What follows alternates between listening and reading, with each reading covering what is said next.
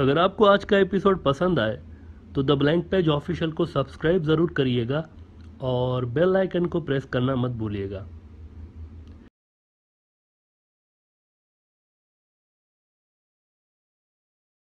दो रोज़ कबल broader view के एपिसोड नंबर 727 में हमने एक इम्पॉर्टेंट बात की थी, बहुत ही इम्पॉर्टेंट बात की। ये जो कोल्ड वार दुनिया में जारी है, कोल्ड वार शुरू हो चुकी है, दूसरी कोल्ड वार है। इसको मैंने नाम दिया हुआ है कोल्ड वार 2.0।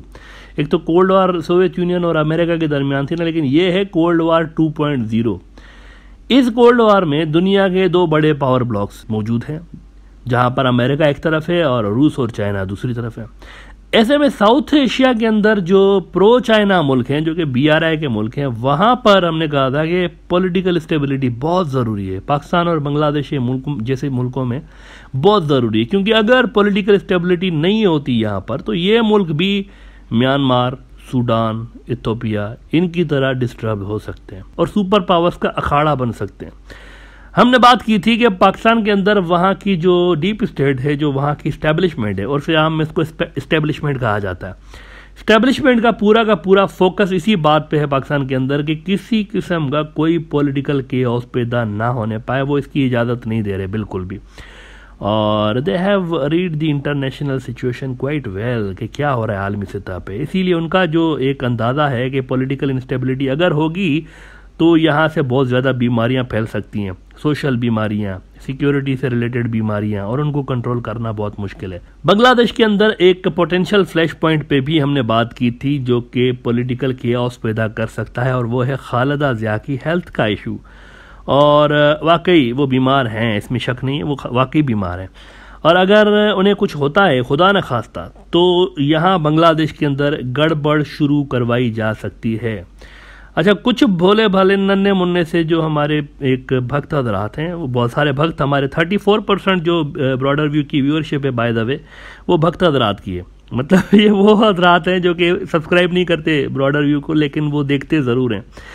तो ये भक्त हजरात जो है ना, बहुत सारों ने हमें मैसेज भेजा कि ये कोई बड़ा इशू नहीं है, ये नॉन सीरियस किस्म का इशू है, BNP जो है वो ख़त्म है, इतना बड़ा फ्लैश पॉइंट नहीं है, आप खामखा में बांग्लादेश को इस तरह डरा रहे हैं, ऐसा कुछ नहीं हो सकता वगैरह वगैरह। यही RSS BJP के जो सपोर्टर हैं, इनका बहुत सारे मेल्स आए। लेकिन हम आपको ये ब्रेकिंग न्यूज़ दे देते हैं आज। 2 दिन पहले हमने एक बात की थी ना, तो 2 दिन बाद अब हम आपको एक नई ब्रेकिंग न्यूज़ बताते हैं। इस रीजन के अंदर एक गवर्नमेंट गिर गई है, एक और गवर्नमेंट गिर गई है इस रीजन के अंदर, कल गिरी है। जब हमने ये बात की थी ब्रॉडर व्यू के अंदर, उसके 1 रोज़ के बाद गवर्नमेंट गिर गई है। और ये हुकूमत कैसे गिरी? कैसे? मुजाहरों की, प्रोटेस्ट की शुरुआत होती है, तेल की कीमतें, ऑयल की कीमतें उस मुल्क में बढ़ी हैं, कुछ बढ़ी हैं। इस इशू पे बज़ाहिर मुजाहरे होते हैं, ये कोई इतना बड़ा इशू बज़ाहिर है नहीं कि इस पे सरकार गिर जाए। कैन यू इमेजिन कि तेल की कीमतें बढ़ने पे सरकार गिर जाए? थोड़ा सा कीमत बढ़ी है, मुजाहरे शुरू हो गए, फिर इनको मुल्क भर में फैला दिया जाता है, पुलिस वाले मरने लगते हैं, लोग जख्मी होते हैं, और हालात इतने ख़राब कर दिए जाते हैं कि सरकार गिर गई वहाँ पर। लेकिन फिर भी मुजाहरे बंद नहीं हो रहे वहाँ पर, और वहाँ पर केओस जारी है, इनस्टेबिलिटी वहाँ पर जारी है। हम बात कर रहे हैं सेंट्रल एशिया के मुल्क कजाकिस्तान की। कौन सा सेंट्रल एशिया? जहां पर रशिया और चाइना का होल्ड है, वहां पर हुकूमत गिर गई है, वहां पर हुकूमत गिर गई। आप देखें, छोटे से मुद्दे को लेकर इतने बड़े मुजाहरे फूट पड़े, इंस्टेबिलिटी पैदा हो गई और गवर्नमेंट गिर गई। और यही हम अपने उस पिछले एपिसोड में एम्फसाइज कर रहे थे, इसी खतरे को कि चिंगारी को आग बनने में ज़्यादा देर नहीं लगती। जब आलमी ताकतें आपस में लड़ रही होती हैं, उनको सिर्फ बहाना चाहिए होता है। जब अमेरिका अगस्त में अफगानिस्तान से जा रहा था, तो हमने क्लियरली आपको बताया था कि मित्रों, डोंट अंडर एस्टिमेट वाशिंगटन वाले बाबा। ये बहुत बड़ी चीज़ है, बहुत बड़ी फोर्स हैं। वो अफगानिस्तान से जा तो रहे हैं, लेकिन अपने फ़ायदे के लिए जा रहे हैं, अपनी बचत कराने के लिए जा रहे हैं, वो नुकसान से बचना चाहते हैं, लेकिन वो गेम से आउट नहीं होंगे। हमने उसी वक्त भी आपको कहा था, अगस्त में कहा था लास्ट ईयर, कि ये यहाँ से तो जा रहे हैं, गेम से आउट नहीं है, they are very much in the game. और इंडिया की तरह नहीं है वो, क्योंकि ये एक बहुत बड़ी फोर्स है। कजाकिस्तान में हुकूमत गिरने के पीछे अभी तक ये क्लियर नहीं हुआ कि किसका रोल है, लेकिन ये तो सर्टेन है कि इसका ताल्लुक चाइना और रशिया वर्सेस अमेरिका की ग्रेट गेम से जुड़ा हुआ है। ये तो सर्टेन बात है। कौन सोच सकता था कि बज़ाहिर शांत और स्मूथ दिखने वाला कजाकिस्तान, वहां पर गवर्नमेंट गिर जाएगी, इतनी पुरानी गवर्नमेंट गिर जाएगी, सिर्फ एक बहाना तेल की कीमतें बढ़ने का और केओस शुरू हो जाता है वहां पे।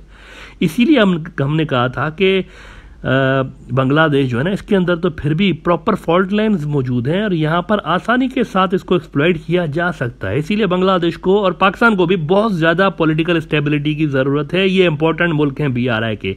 अगर कोई बड़ा वाकया यहाँ पर पेश आ जाता है सियासी मंजरनामे पे, तो यहाँ पर भी सरकारें गिर सकती हैं।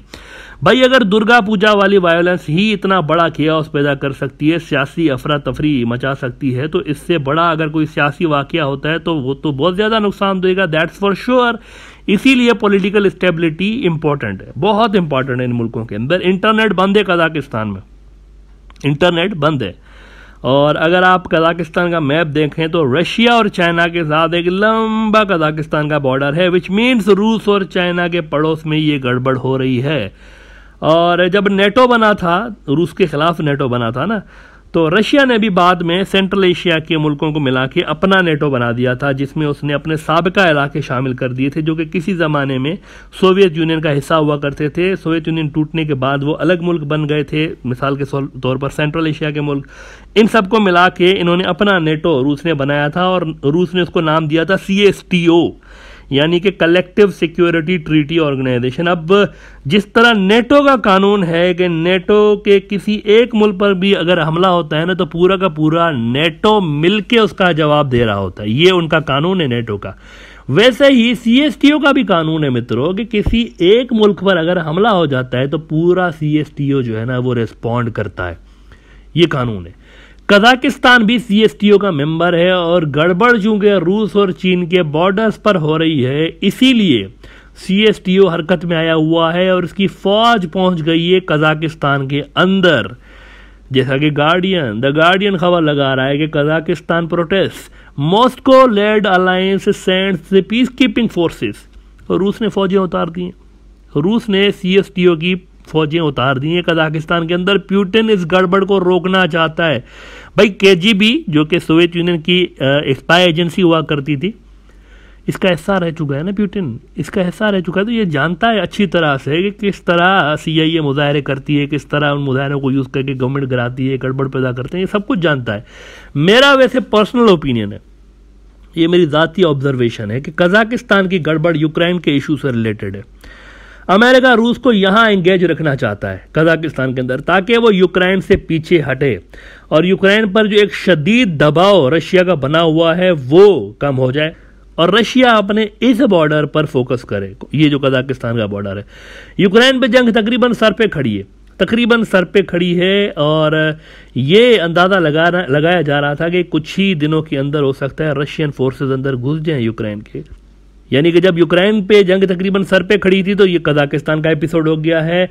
This is how global powers used to play. खुद नहीं लड़ते, नहीं, खुद नहीं लड़ते डायरेक्टली, दूसरे इत्तेहादी उनके रगड़ में आ जाते हैं। इसीलिए स्टेबिलिटी मित्रों, स्टेबिलिटी बहुत ज़रूरी है। पॉलिटिकल स्टेबिलिटी जो है ना, ये माँ है, हर फितने की माँ है। अगर डिस्टेबलाइजेशन होती है ना पॉलिटिकली, तो फिर लॉ एंड ऑर्डर के, सिक्योरिटी के सारे जो इश्यूज है ना, इसी से रिलेटेड है। जब तक किसी मुल्क के अंदर पॉलिटिकल स्टेबिलिटी है, उस मुल्क के अंदर कुछ नहीं हो सकता। उस मुल्क के अंदर कोई कौवा भी, कोई चिड़िया भी पर नहीं मार सकती। लेकिन अगर पॉलिटिकल स्टेबिलिटी नहीं है, भाई रियासत की रिटी नहीं हो सकती ना। अगर पॉलिटिकली कोई मुल्क स्टेबल नहीं है तो वहाँ पर रियासत ही नहीं होती। वहाँ पर यूँ समझे सरकार नहीं है तो फिर अफरा तफरी तो फैलना नेचुरल सी बात है।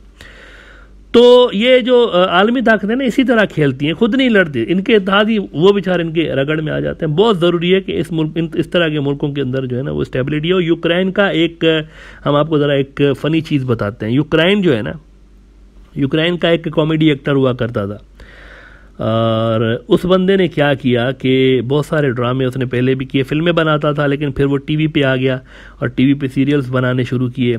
फिर उसने एक कॉमेडी सीरियल लॉन्च कर दी यूक्रेन के अंदर, अपनी टीवी पे लॉन्च कर दी उसने। उसका नाम था, कॉमेडी सीरियल का नाम था सर्वेंट ऑफ द पीपल, लोगों का खादिम। ये ड्रामा पूरे यूक्रेन में हिट हो गया, बहुत ज़्यादा हिट हुआ। इस ड्रामे में क्या इसकी स्टोरी कुछ यूँ है कि वो जो कॉमेडियन बंदा था ना, वो सदर बनता है मुल्क का और फिर क्या होता है कि इस मस्खरे ने इसी ड्रामे के ही नाम पे, इस ड्रामे का नाम था सर्वेंट ऑफ द पीपल, इसी के नाम पे इस बंदे ने रियल में पॉलिटिकल पार्टी बना दी, अपनी हकीकी जिंदगी में रियल में एक पॉलिटिकल पार्टी बनाई और फिर रियल में इलेक्शन भी इलेक्शन लड़ता है और जीत जाता है। रियल में वो जो जोकर था वो यूक्रेन का सदर बन गया और उस जोकर को आज आप जेलेस्की के नाम से जानते हैं, यूक्रेन का मौजूदा सदर। ये इसकी लाइफ की स्टोरी है। ये बंदा जो था एक्टर हुआ करता था, कॉमेडी एक्टर। इसकी जो पार्टी है सर्वेंट ऑफ द पीपल, ये इसके ड्रामे का नाम था जो कि इसने रिकॉर्ड कराई। अब ये हाल है अमेरिका की वेस्टर्न डेमोक्रेसी का, जिसको चिल्ला चिल्ला के प्रमोट कर रहे होते हैं कि जोकर भी सदर बन जाते हैं इसके अंदर। ये हाल है वेस्टर्न डेमोक्रेसी का। इस निज़ाम को दुनिया के ऊपर थोपा गया। देखें, वेस्टर्न मीडिया खुद कह रहा है, मैं नहीं कह रहा हूँ, वो खुद कह रहा है कि no laughing matter what Ukraine's joker in chief says about politics today.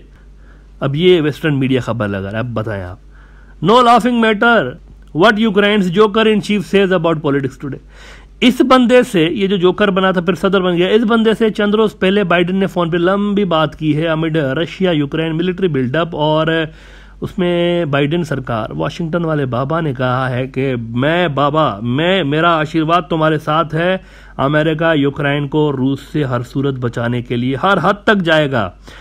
और फिर चंद रोज के बाद आप देखें कजाकिस्तान में गवर्नमेंट गिर गई है। रशिया का पूरा फोकस जो है ना वो इधर हो गया है कजाकिस्तान में। वहाँ पर यूक्रेन से उनकी अटेंशन थोड़ी सी डाइवर्ट हो गई, इधर आ गई है, गवर्नमेंट गिर गई, प्रोटेस्ट शुरू हो गए यहाँ पर। रूस की सरबराही में ही CSTO की फौजें इधर आ गई हैं कजाकिस्तान में। वो रशियन फोर्स जो कि यूक्रेन के अंदर उतरनी थी वो कजाकिस्तान में उतर गई है। आई एम अफ्रेड कि शायद सिचुएशन को ज़्यादा ख़राब किया जाए कजाकिस्तान में, क्योंकि मुजाहरे बंद नहीं हो रहे, गवर्नमेंट गिरने के बाद भी मुजाहरे बंद नहीं हो रहे। और रूस को यहाँ एंगेज रखने के लिए शायद मामला मज़ीद बिगाड़ दिए जाएँ। लेकिन चाइना और रूस का चूंकि ये पड़ोस है तो शायद ये दोनों बड़े मुल्क से अफरा तफरी को कंट्रोल कर भी लें जल्द। लेकिन बहरहाल इस डेवलपमेंट से एक बार फिर साउथ एशिया के BRI वाले मुल्कों के लिए क्लियर हो जाता है कि पॉलिटिकल स्टेबिलिटी बहुत ज़्यादा ज़रूरी है। किसी भी वाक़े को चिंगारी से आग बनने में देर नहीं लगती। पेट्रोल की कीमतों से एहतजाज शुरू होते हैं, गवर्नमेंट गिरने पे ख़त्म होते हैं आज के दौर में। वैसे ये एहसास तो इन मुल्कों को पहले ही हो जाना चाहिए था। देखें ना म्यांमार में क्या हो रहा है, वहाँ पर कौन है भाई, वो जो रिबेल ग्रुप है, वो जो फौज से लड़ रहा है, फौज हुकूमत में उससे जो लड़ रहे हैं, उनको कौन हथियार दे रहा है, कौन पैसे दे रहा है? इसमें कोई सोचने के लिए रॉकेट साइंस है? कौन दे रहा है? अमेरिका दे रहा है इनको वहाँ पे। तो ये कोई बड़ी चीज़ थी नहीं, लेकिन अब कजाकिस्तान आपके सामने आ गया। इसीलिए जो पोटेंशियल थ्रेट्स हैं बांग्लादेश के अंदर ख़ास तौर पर ज़्यादा, इसमें पोटेंशियल थ्रेट ज़्यादा हैं, इनको एलिमिनेट करने की ज़रूरत है। पॉलिटिकल इंस्टेबिलिटी को रोकने के लिए यहाँ पर एक सेंसिबल चीज़ का मुजाहरा करना पड़ेगा। यहाँ पर ईगोस को साइड पे रखना पड़ेगा और जो पोटेंशियल थ्रेट्स हैं उनको सेंसिबली एड्रेस करने की ज़रूरत है।